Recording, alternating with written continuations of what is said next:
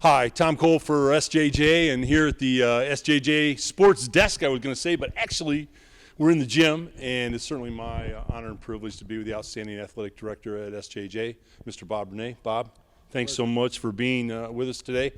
Bob, the purpose of this is what we wanted to do. You know, I was in the first class at SJ, first football team, 1965, freshman. I think we had 150 kids show up for freshman football that year, as a matter of fact, at the Lucas County Recreation Center because there was no field here. And but we were in the City League. And so throughout my career, and then came back and coached here for a long, long time, City League, City League, City League. Then you guys moved into the track, which I thought the City League was great at the time, public and parochial. There were many things that were learned in that, great associations. And then you moved to the track, which I thought was another tremendous move, incredible league, great competition, solid academics. So the third league now in the history of SJJ, I know you were out front helping to guide this, negotiate this, and people that aren't on the inside in athletics don't know how difficult that is. You get 20 ADs in a room and you're trying to get a consensus on something. I mean, you know, I've been in those rooms, I understand. So now you're in the Detroit Catholic High School League. It was 27 teams, I believe. 5 more come from our area now, correct. And now it's 32. So tell us about this league, how it's divided up. I know there's going to be divisions. Your thoughts on the competition, the academics, and the overall feel or vibe of this league, Bob. Well, we kind of got to go backwards a little bit to explain everything. You know, the Three Rivers Athletic Conference, as you said, was a great conference. Yeah. It was a combination. You don't find very many of those in the state of Ohio, where you have private and public together. And unfortunately, all of a sudden, we had the Northern Lakes League decided to expand because we had people in our league who wanted to disband, right, being the public schools. So we were left with no place to go. And we were kind of, what are we going to do? You know, what's out there and everything. So we kind of looked at different opportunities. I looked at the Michigan situation. It's the Catholic High School League, Detroit-based. But, you know, right off the bat, one of the biggest problems is it's in Michigan. Right. And Michigan and Ohio are not on the same timeline when it comes to athletics. Right off the bat, not all our sports are in the same sports seasons. For example, boys tennis, as well as boys golf, are in opposite, fall to spring. So there was a number of problems right from the get-go. One of the biggest problems was that Michigan starts a week later in everything that we do. So even the sports that line up season-wise, there were problems there. So we kind of looked at that, but then we also looked at the Akron-Cleveland area. Was there a possibility of starting a conference out there with the private schools? Greg Dempsey over at Central looked at the Columbus area to see if there. But unfortunately, nothing came about.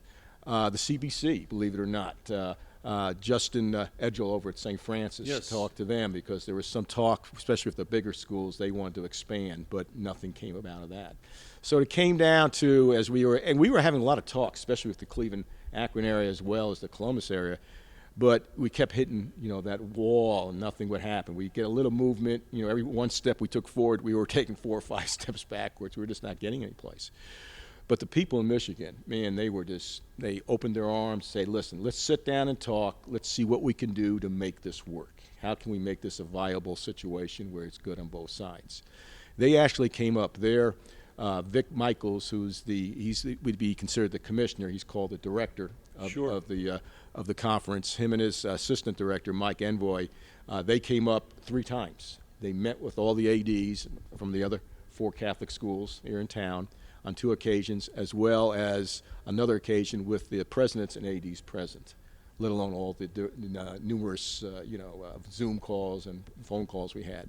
And we just kind of hammered away, how can we make this league work? Because it's a great league. I mean, it's a Catholic league that does so many different things that are different. And I can't really say it's a complete Catholic league because there are 4 schools in the league that are private schools that are not Catholic. Okay. It's the oldest high school league in the country. It's 94 years old. It's been around forever. And it's this tremendous competition. And they do things that are just different that you don't find in other places. For example, they have conference championships in each one of their sports. Football plays over in Ford Field. I mean, how cool is that? having your kids pretty- play in that's something pretty like cool. that. Yeah, So, yeah, yeah. so all over the place, it's completely different. It's schools that have the same values that we have, Right. both faith and educationally. And I know that for you, and I know for the administration, that was a big. That's a big point, it's right? A huge point. And that's why it was so huge that we wanted all of us to go. We wanted, the five of us, Ursula, Notre Dame, St. Francis, Central Catholic, we wanted to make a statement that we're in this together. Right. We may fight when it comes out here in the basketball court Right, and the right, football field, right. and we're going to compete Yeah. like anybody else does, but we wanted to make a statement that we believe in something and we're going to go together. And that was my goal, to make sure we went together. How can we make this happen, that we can go together into something that's existed for 94 years and has something that they know what they're doing, and their schools that are like us, that we're not going to go through a situation with the previous two conferences. You look at the old City League. Now, I wasn't around when that was there, but it disbanded. Well, I would say the schools, it's not disbanded because it's still in existence,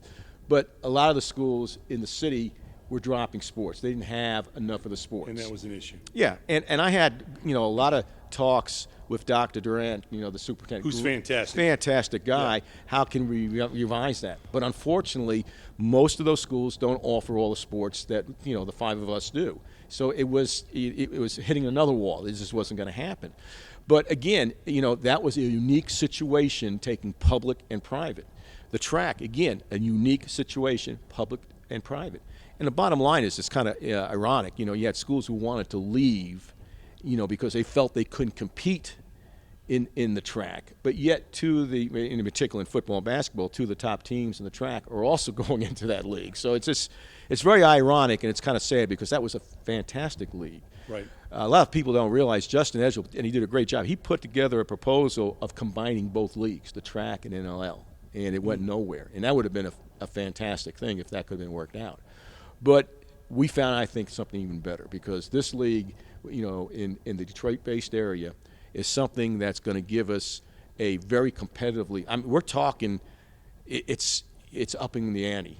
As tough as the track was, Yes. this league is. I'll give you a great example. In basketball, they had 7 of their teams in that league in the top division were ranked in the final poll in the state in Michigan in basketball. They Coach Schoen's standing outside the door Yeah. there. He's going, come on, Bob. You look at every sport. Yeah. They are not only top in their conference Right. and state. You got like lacrosse, Brother Rice. They're a national power. Yes. And I can go on with all their sports. It's going to up the ante. It's going to be a very, very tough league, but it gives us something to strive for. And I'll tell you the other thing I like. We're up in this area right on the border between Michigan, Sure. Michigan, Ohio, and everybody's Michigan, University of Michigan, Ohio Right, State. right. Well, now you got that conference feeling. You got yeah. the Ohio, Michigan, and that scenario where I think it's going to drive a lot of fun. Have you figured out the divisions thing yet, or is that still kind of up in the Well, air? I tell you what's interesting about the conference. You go in by sport. Okay, so for example, it's the whole program is not in, say, the top. Now we will be. Yes. But it goes by sport, Okay. and you have the opportunity. Again, this is what I like about this conference. Every 2 years, you can appeal to the conference. Let's say you're not competing real well. Let's say a soccer program is just struggling. Yes. And it doesn't make sense. We should move down. You appeal, and it's voted on, and there's movement. So in the there's real conference. flexibility Oh, to the this. flexibility. So you're not just going to get hammered in a sport. Exactly. They try to make it where teams can compete. Yeah, I You like have- that. you And have- kids have a fair playing, or a fairer playing field. Without a doubt. And it's that type of thing that makes this league very not only competitive, but again, where you're able to sit down and talk things out. You're talking.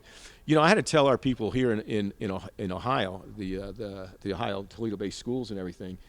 We're joining their conference. Yes. They're not joining ours. No, I get it. I get And it. they're giving a lot to get Yes. us there and everything. And there was, we weren't sure there for a while. Was it going to happen? Not going to happen. Yeah. And bottom line is, it helps them in a lot of different things, in a lot of scenarios, in all their sports. But again, we wanted everybody, because we want that look, knowing that what we talk about, we're all believe in. Yes. Not just one of us. We believe in everything we preach out there. We may be different Catholic schools run Yes. by different orders and everything. But when the final day comes, when everything comes together, we're all together on the same page. And we have another year before this goes into place. Correct. Okay. And, I think you're talking about axioms here, Bob. I believe that the parochial schools have certain things, even though the orders are different, the beliefs are kind of the same. Correct. I mean, I spent a lot of time at St. Francis and Central and different places with other jobs, and, they're very similar places. They want their kids to be respectful. They have strong academics. They want them to go to college. I mean, so they're more similar than they're dissimilar.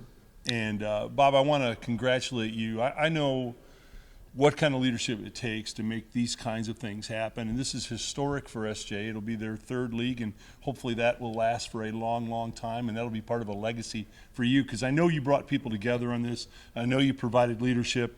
And dealing with ADs, they're wonderful folks, but that ain't easy to do. I've been in the room, so yeah. I understand this. So I want to congratulate you. It's going to be a super league. It's going to be fantastic for St. John's Jesuit, and I'm looking forward to it. We have one more year before we go in. Special thanks to Julie Snyder, who always takes care of us and doing a video for us, and Gordo on TV4. He's the best.